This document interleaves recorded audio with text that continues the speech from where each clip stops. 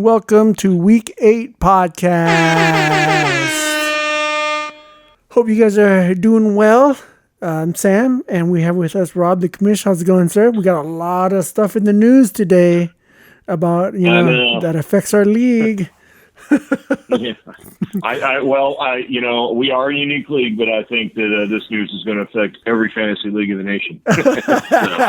True. Of course, I have Rodgers on my team, and I'm disappointed, and now I'm scrambling. Or who knows? Maybe Derek Carr can carry my team. You know what I mean? Whatever. Yeah, there hasn't been any drama out of Oakland this week or Vegas, wherever the hell they are now, right? No drama out of there. Yeah. So I'm sure there'll be a lot of activities for the waiver wire tomorrow, right, Rob? But it's good luck finding anybody. Let's do it. Before we do it, let's do a rundown of names we lost in the last few days. We lost Calvin Ridley. Since Calvin Ridley, Derrick Henry, Aaron Rodgers. This was after Devontae Adams was out last week. We've now lost Odell. We've lost Michael Thomas. And oh my Lord, Saquon was supposed to come back. Saquon was supposed to come back. Saquon is out this week. And now he has COVID, but he's vaccinated. Okay. All right. And it's just, Dak was out for the week, and now Dak's a free agent, but who knows how bad that leg injury is. And there's just I think Kyler Murray, I thought I heard was hurt. My Lord, man. I can't keep up. Yeah. Derrick Henry is a big loss. That dude was putting up 50 a week, averaging 50 a week. I'm exaggerating. Yeah. Come on. No, you're not exaggerating by much. And anybody that's been around the fantasy game for a long time knows that wide receiver and quarterbacks are really good till December. And then if you want to win championships, you better have some running backs. You don't have to have number one draft pick running backs, but you better have a couple of running backs for the snow. And because I haven't seen too many teams ever win this championship in this league without a couple of decent running backs running out there in December. And if you're looking at Derrick Henry, you're probably feeling pretty good about yourself. And now you're not. So he's gone. So there we go. Oh, and Jameis Winston, can't forget him either. My God, there's probably another 24 guys. We'll figure them out another time. And the night is young. Yeah. So yeah, we'll see. So Rob, are you ready for the speed round now? Speed round, let's do it, baby. Let's do it. All right, we have a procession of just crap games this week. Started right off with the crap straight LA King with an impressive 127. Takes out the autumn wind with a very impressive 90. Okay, the back of the bat, 156, 133. This game, actually, let's name a couple players.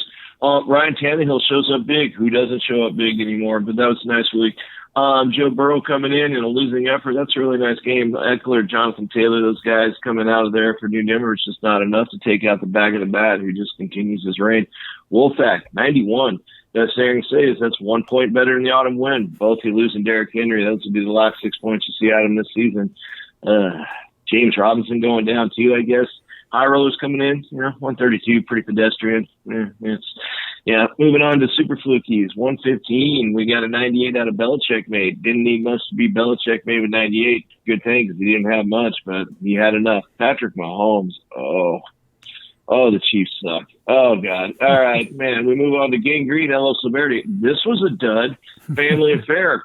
We barely even talked about it. Best thing we had going was DeAndre Swift. He'll make our Puds of the Week list later. At least we balanced each other out there. Savs coming in 146, taking out Heart Foundation. Heart Foundation had been on a bit of a roll, if memory serves correct.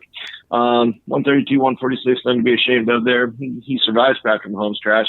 I'm not quite sure why the LA Rams are playing the Houston Texans in 2021, and their schedule's been bizarrely easy to this point. I do believe it gets a little harder, but then again, they just get a little better. Degenerate Bastards coming in big. Okay, finally, wow, look, a score, 187. We should all celebrate this.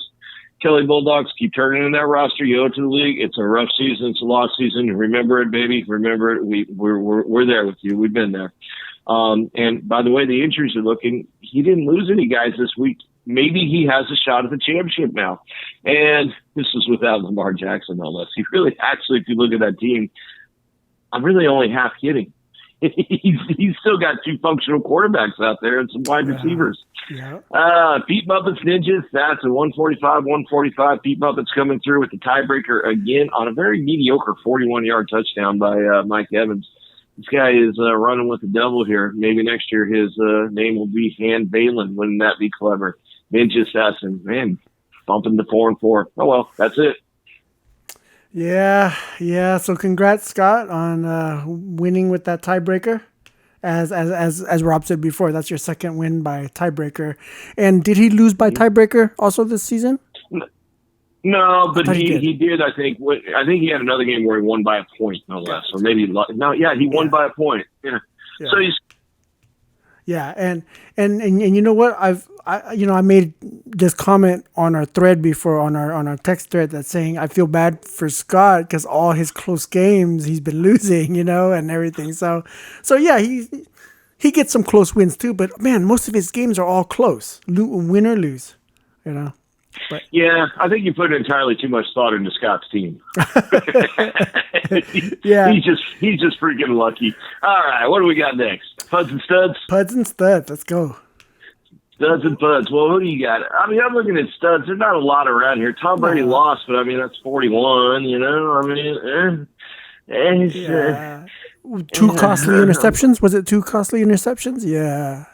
Was it? Yeah. God dang it, he's still at 41. I mean that was impressive. Scrolling through here because I didn't do my homework today, and it looks like I wouldn't have found anybody anyway. I mean, you got on the stud list. The Denver Broncos defense was at 24. That was pretty good. That's kind of the peak for them, and so they celebrated by trading Von Miller. Organizational foundation, Von Miller, which makes sense. They got a couple second rounders out of them. The Rams needed more players anyway.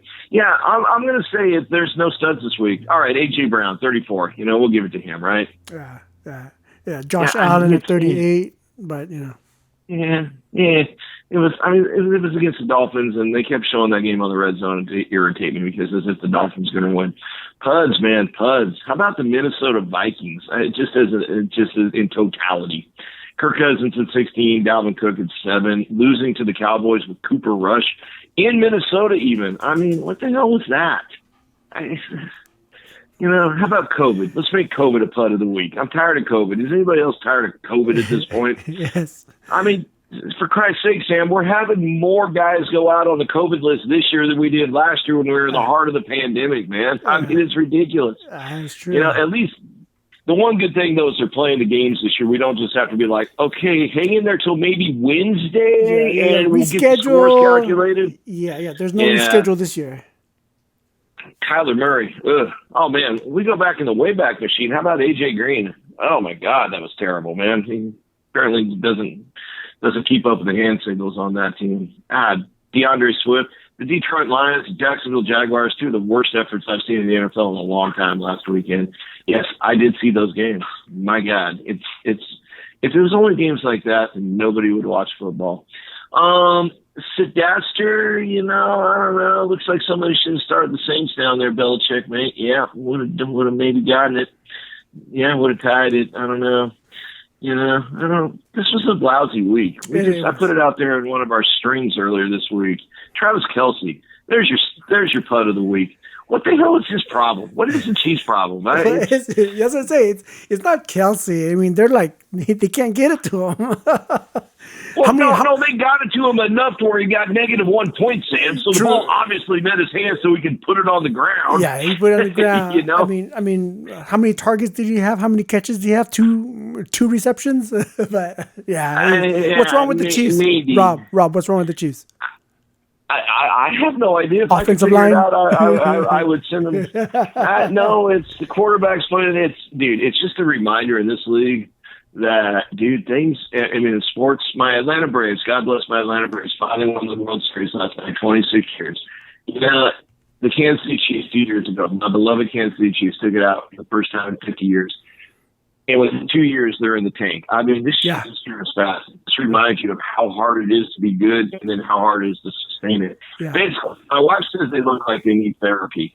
They do. They look like they all hate each other because they lost the Super Bowl last year. The effort out there is really kind of bad. Hey, but they rallied up at the end to beat the New York Giants on Monday Night Football, as I kept saying during the week. When you're losing to a bad football team at home, simple logic dictates that you are a bad football team. Okay? So Yeah, that's bad. Anyway, that's bad. Let's get a rundown of the standings real quick, just to see how everybody's doing. Earth Division, Conference 1, Savs with the 1,273 points. Let's see, New Denver here. Wow, New Denver 13-14, but 5-3. Degenerate Bastard, and then the Autumn Wind. After he talked trash on Tay. Yeah, the curses of Tay. I tried to warn him. You did. We have audio evidence. And then let's go to the Wind Division. Ninja Assassin sitting on top, 4-4. And then High Rollers coming up though, 3-5. And then Belichick, Mate, and then El Oso Verde. El Oso Verde last season. He'd been so successful. He has been fantasy forever, and it's like I keep telling him, keep pplaying, it'll happen. Everything you touch turns to shit. It just happens sometimes. And then the Fire Division, tough division, like you said, the Bagger, the Bat, 6-2, good record. Straight LA coming in 5-3. The Heart Foundation 4-4, and Kelly Bulldogs at 1-7. Yeah, no, that's one of our better our top divisions, the A's, I guess. These are pretty good. I mean, the Bagger, the Bats rolling around. These points aren't off the charts, so I mean, Straight LA's kind of hanging in there definitely, and the Heart Foundation's kind of kept the season alive. Kelly Bulldog, so my prediction is he's taking it, man. We're going to end up with the best he can do is 7-7. My God, his magic number of being eliminated from winning the division is like 2 right now. Well, keep turning the rosters. Remember, you can win money on this thing. Yeah, and remember, the commissioner will, and I'm not saying Stevie by any chance is not going to put in his roster. I'm not even trying to insinuate that. It's just, when you see teams starting to float down the river, you're like, no, we got to bring you back, dude. I've been at this a long time. We've had a couple float out on us, so. You want to talk about this crap division with Pete Muppets leading the way on another fluky win? Seriously, Scott could be 2-6 at this point. Just as easily. Yeah, 5-3. Easily, yes. But that's okay. He's leading this sad sack bunch of like super flukies. Game Green and Wolfpack are all just floundering around. Wolfpack thought he was doing well, and then. And like I said, he kind of seemed to rejoice in the Calvin Ridley thing. And I think Todd caused all the injuries and the COVID positives and everything this week with his negative energy on Sunday. Why, Todd? Why? Everybody blame Wolfpack. You're talking mental health issues with Calvin Ridley here. It's just you're bringing down the football gods on you, man. You can't do that. No, Wolf. And look at what happened. Well, look at what he has brought upon us.